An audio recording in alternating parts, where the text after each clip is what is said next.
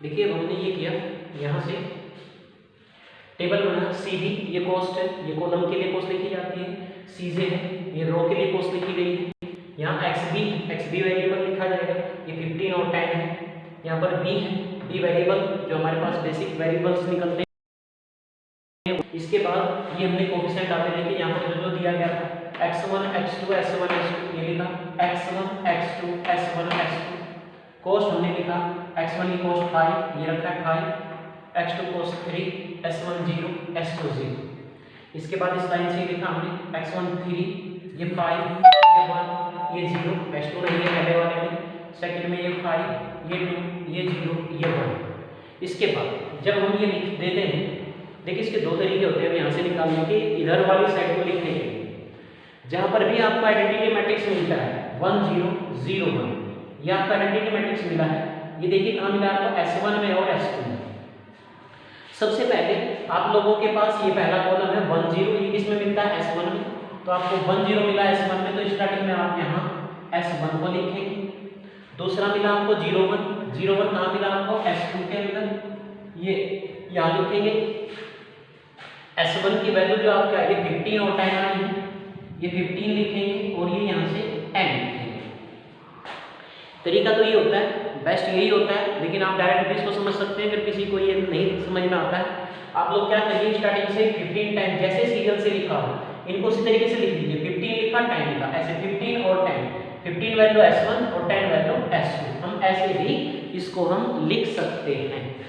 इसके बाद वैसे तरीका ये बेस्ट होता है हमारा आइडेंटिटी मैट्रिक्स बनाते हैं, क्योंकि अगले जो मेथड हम पढ़ेंगे बिगम मेथड और फेज 2 मेथड, उसके अंदर हमें इसी से वैल्यू चेक करनी होती है जब आर्टिफिशियल वेरिएबल उसके अंदर जोड़े जाते हैं।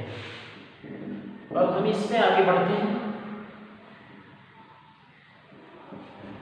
देखिए यहाँ से हमारे पास सबसे पहले ये s1, इसकी कॉस्ट हमारे पास है 0, ये 0 और ये 0, यहाँ से हम आगे बढ़ेंगे। अब हमें स्टार्टिंग में ये हमने यहाँ पर मिनिमम रेशो का कॉलम बनाया है, यहाँ से हमारा लिखा जाता है zj माइनस cj।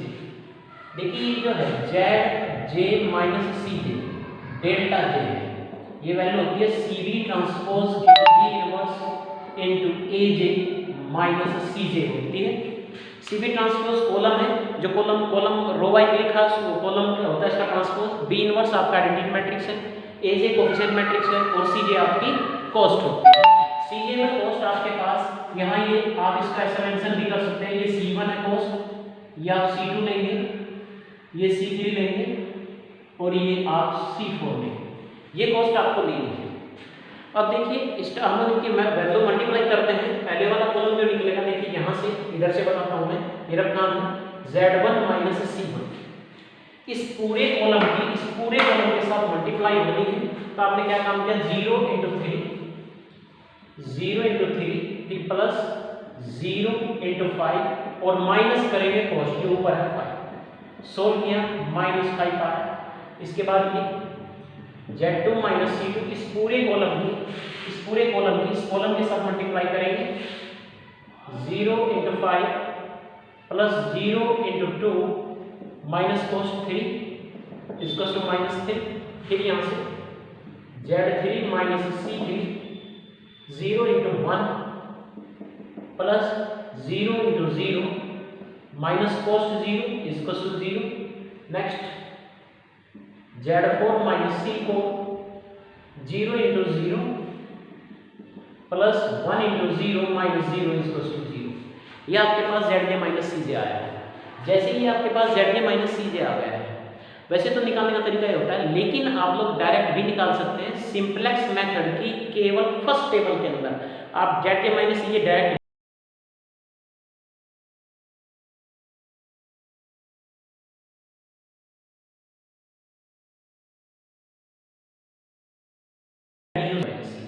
हमेशा 0 आएगा, जो भी वेरिएबल 2 है 3 है जितने भी हैं।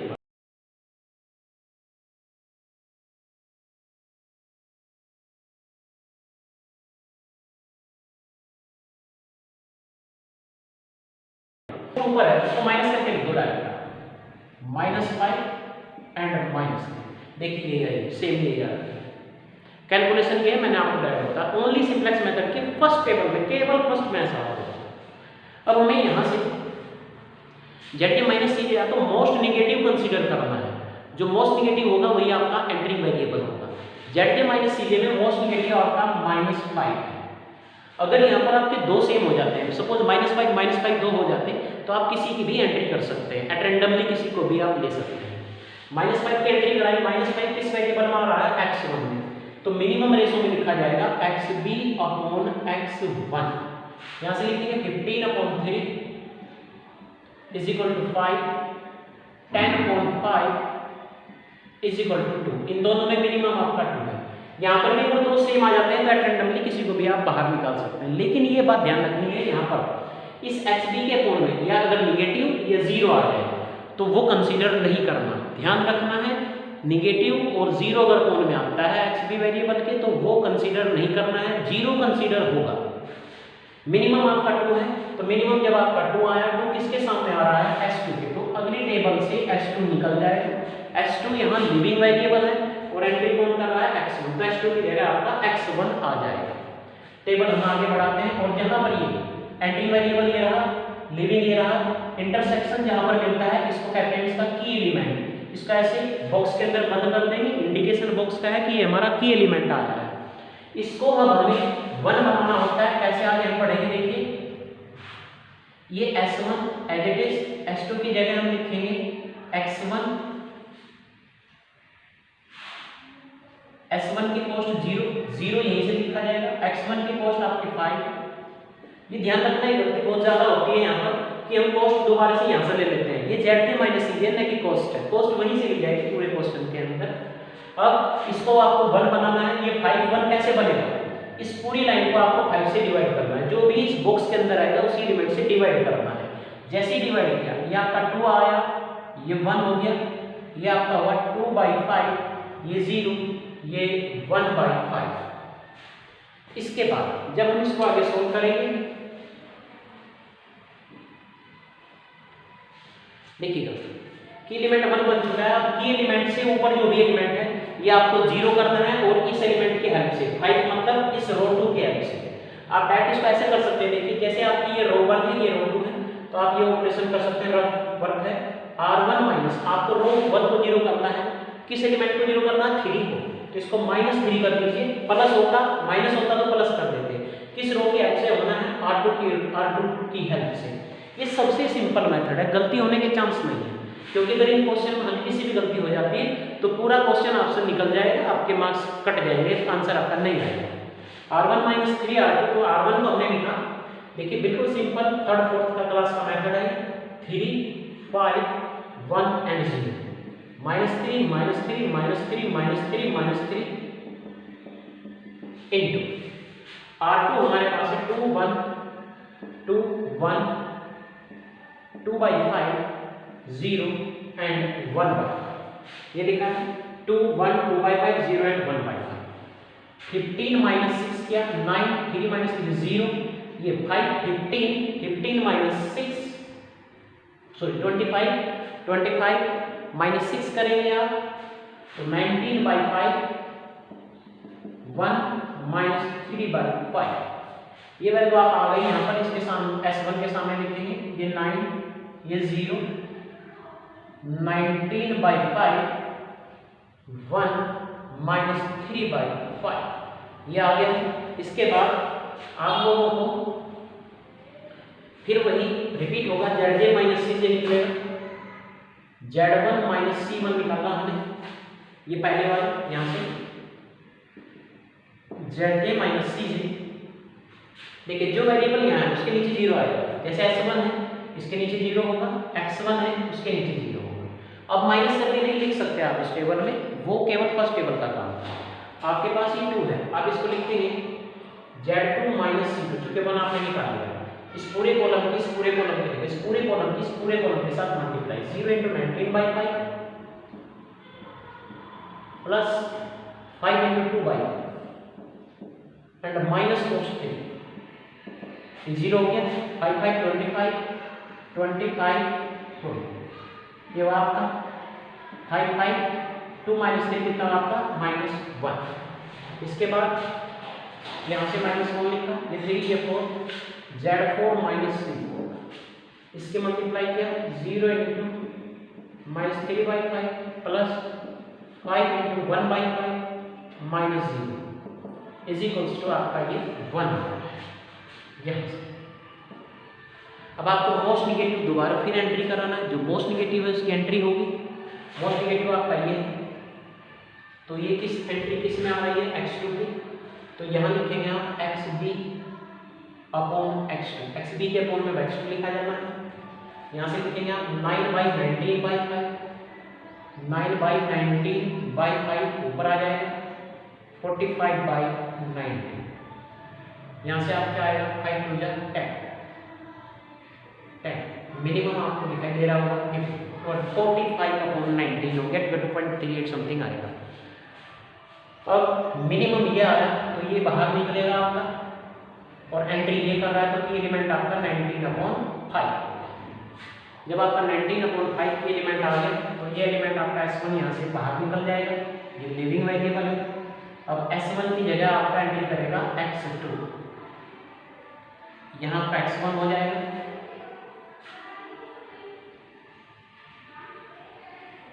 ये x2 की कॉस्ट फिर हम ये 3 है, x1 की कॉस्ट हम यहीं से लिखेंगे ये 5 है। इसके बाद आप लोगों को 19/5 को 1 बनाना है, इसके उल्टे से मल्टीप्लाई कर दीजिए, रिवर्स कर दीजिए इसका, 5/19 से पूरी रो में मल्टीप्लाई कर दीजिए, इससे ये 1 बन जाता है। जैसे ही इसे मल्टीप्लाई करेंगे ये 45/19 हो जाएगा, 45/19, ये आपका 0 हो जाएगा, ये 1, ये 5/19 हो जाएगा एंड -3/19 हो जाएगा। क्लियर? इसके अब ये निचले वाली रो 0 होनी है, R2 को 0 होना है। इसकी हेल्प से जो 1 बन चुकी होती है उसको आप लिखेंगे R2 -2/5 इंटू R2 वाली लाइन पूरी लिखेंगे 2 1 2 1 2/5 0 1/5 -2/5 -2/5 -2/5 -2/5 -2/5 into R1 45/19 0 1 5/19 0 बाद 1 फिर 5/19 एंड -3/19।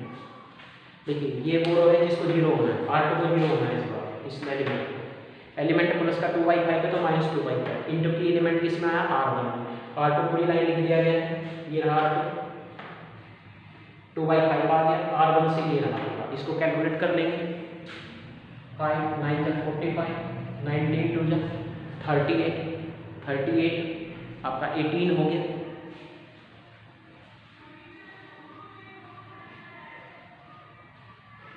देखिए 19 2 38, ये 38 हुआ और ये कितना 9 2 18, 38 -18 कर देंगे कितना आ जाएगा 20, या आपका आ गया 20/90। नेक्स्ट हो जाएगा यहाँ से ये 1 हो जाएगा, ये 0 हो गया, इससे ये कैंसिल हो जाएगा, -2/19 हो जाएगा। यहाँ से करेंगे हम इसको, देखिए 19 से मल्टीप्लाई 19 + 6 25 अपॉन 5 इंटू 90, यह आ जाएगा 5/9। इन सबको यहाँ लिखा 20/19 नेक्स्ट 1 0 -2/90 एंड 5/90। देखिए ये सारी गणना के बाद एक लाइन और बचता है ZJ - CJ। जैसे ZJ - CJ निकलेगा इसकी वैल्यू को सोल्व करेंगे हम। जब ZJ - CJ निकला, देखिए लास्ट लाइन आएगी इसकी, कैसे x1 यहाँ पर है, x2 यहाँ पर है, इसको 0 कर देंगे। जब x1 x2 हमारे पास आ जाएगा तो हम इन वैल्यूज के बाद